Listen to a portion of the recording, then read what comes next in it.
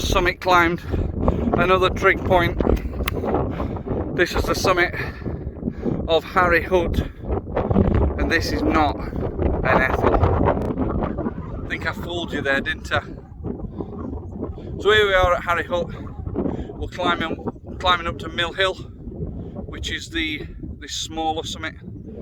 That back there is the Kinder Plateau up to Charge of Rock, and if you follow it round to Kinder Downfall. We're not going all that way today, we're just summiting Mill Hill, which actually is an Ethel. But main purpose of today's video is I wanted to talk about my EDC Hiking Pack. And there it is. And I hear you ask, what is an EDC Hiking Pack? If you're like me, when I first heard the term EDC, I didn't have a clue what it meant. And since then, I've learned. EDC stands for Everyday Carry. And over the last couple of months, certainly since the start of summer months, I found myself with a couple of hours spare each day.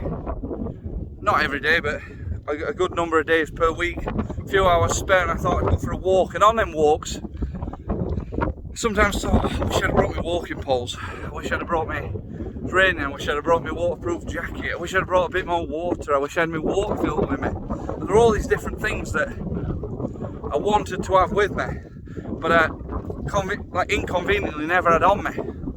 So what I decided to put an EDC hiking pack together. Always carry it with me in car or in van, and if I did get an opportunity for an hour, 2 hour, have a little walk, take my pack with me, and I've got by and large everything I need. Just setting off to Mill Hill now. We'll talk a little bit more about the EDC pack. So I think you just might be able to make out the trig point at Harry Hood behind me. We've left that behind and we've started the gentle-ish climb from this route up to Mill Hill now. Shouldn't take me too long, I don't think. I mapped it out really, but I know it's this way. I know it's not. It's nowhere near as when you climb William Clough, which will get you to this way, and I did that in about 2 hours, so there's no way this route's going to take me that long. But let's talk a little bit more about the EDC pack. So the EDC pack is not what I'd bring on like a full day hike. As I say, it's a few essentials. If I decide I have got time for a little walk, I'll just sling it on shoulders. So it's not got everything I'd need, it's not got everything everyone would carry. I mean, it's probably got some things that some people won't carry.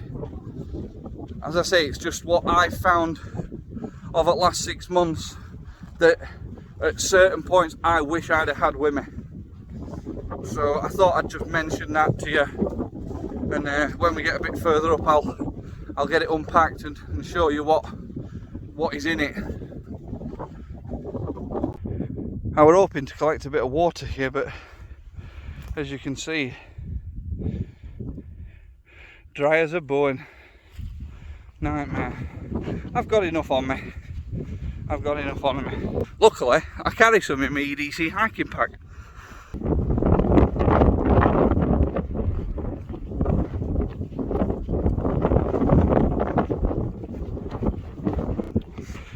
I'd actually forgot this were here. So this is another crash site in Peak District. This one's 1944. US Air Force Liberator bomber went down, and this is part that remains from it.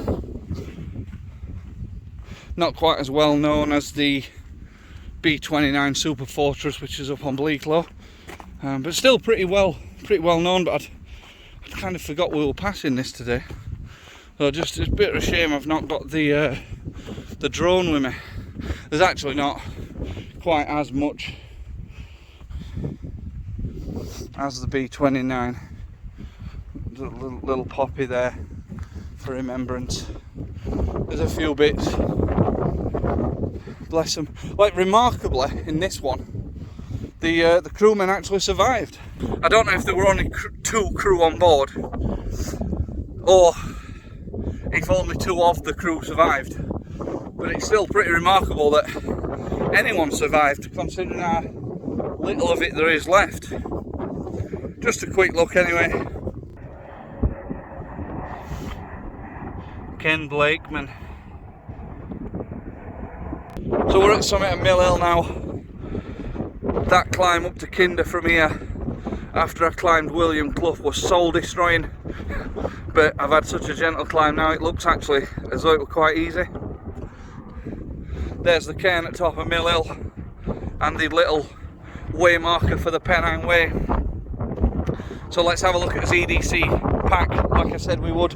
First 2 items that have come to mind is the walking poles, black diamond cork handles to wick the sweat, quite light, nice bits of kit, and I put the smaller sit pad in as well, the 4-class Decathlon 4-quidder.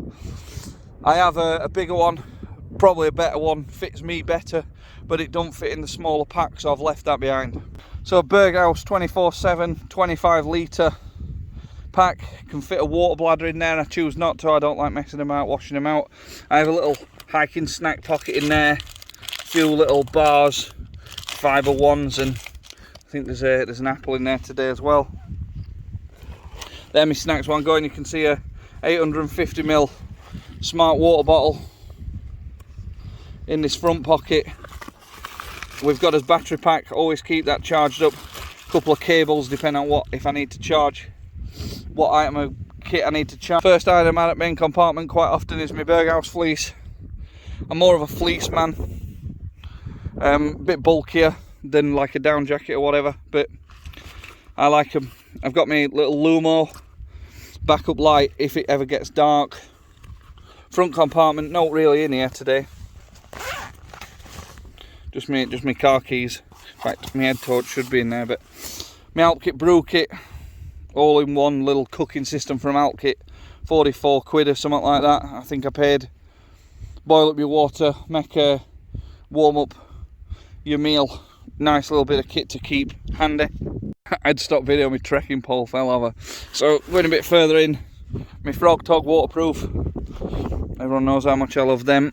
Going a bit further in, a few more hiking snacks, got some pork scratchings, some wine gums, they'll not go out of date.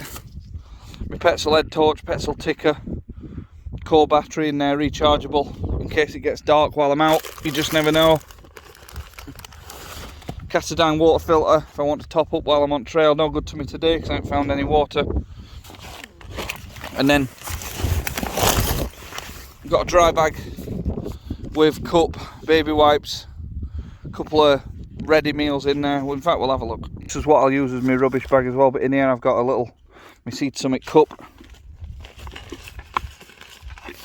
That's got an OXO cube in there. I'm going to warm that up in a minute, have a hot drink.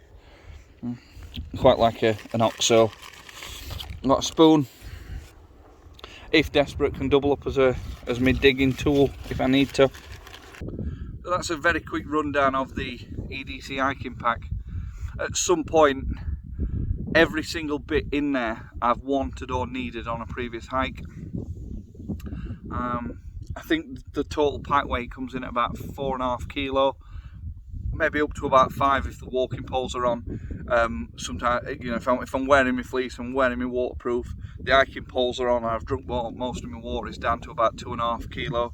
I can't exactly remember if I'm honest with you. I did weigh it, but I put it on, it felt good, so I just thought, who cares what it weighs, that's what I want.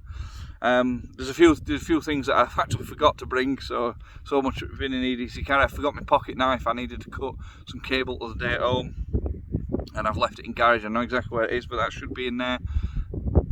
It will change come winter. I will take out a few of the bits, like the fleece will be worn, which will free up space for the waterproof leggings. I'll probably put my gaiters in instead of, you know, so they'll be on. My gaiters should be in now. But yeah, it's a nice little pack. I'd be interested to hear what everyone else carries with them. You know, does anyone else have an EDC pack that they just throw in car, or do you always pack specifically for where you're going, what you're doing that day? As I said, this works for me. It's well within my carrying capabilities, so I'm happy. And yeah, I just thought I'd share that with you. Go on, Brookie.